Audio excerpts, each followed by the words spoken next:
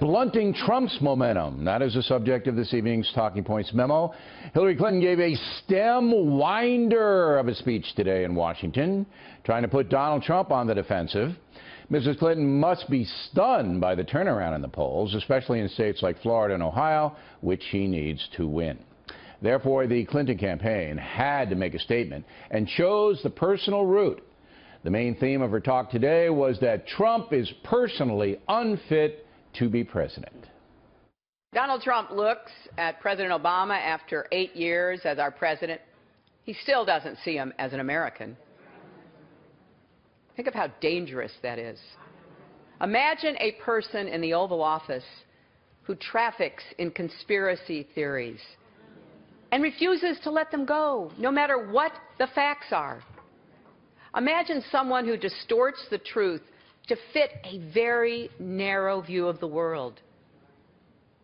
Imagine a president who sees someone who doesn't look like him and doesn't agree with him and thinks that person must not be a real American. In addition to the president, Donald Trump looks at a distinguished federal judge born in Indiana, and he sees a Mexican, not an American.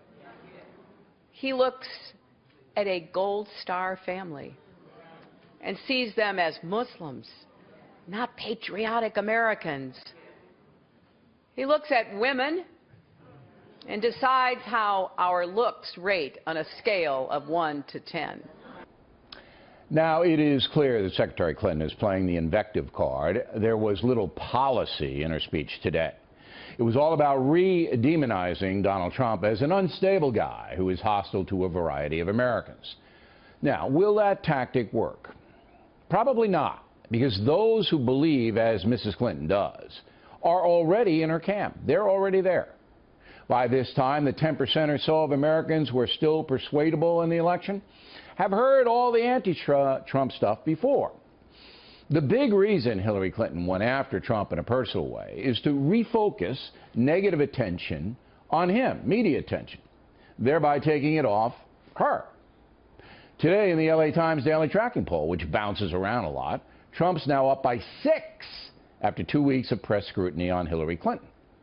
The more extensive national polling from Fox News and others has Trump either beating or very close to Hillary Clinton among likely voters. That shocked the Democratic Party because Mr. Trump is an unusual candidate, to say the least, and has major baggage, as any big-time businessman would. But Secretary Clinton's resume problems are more extensive than Donald Trump's because of the FBI investigation and others. That is holding Secretary Clinton back. For his part, Trump seems to be listening to his new team, which has imposed discipline on the campaign. Today in Washington, some generals endorsed Trump, concentrating on national security and the military. In that exposition, Trump spoke for less than 30 seconds, dealing with the birther issue.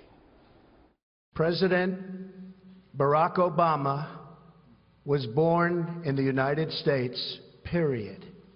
Now we all want to get back to making America strong and great again. Thank you. Ironically, just before Trump said that, President Obama actually helped him out, unwittingly. We got other business to attend to. I was pretty confident about where I was born. I think most people were as well. My hope would be that the presidential election reflects more serious issues than that.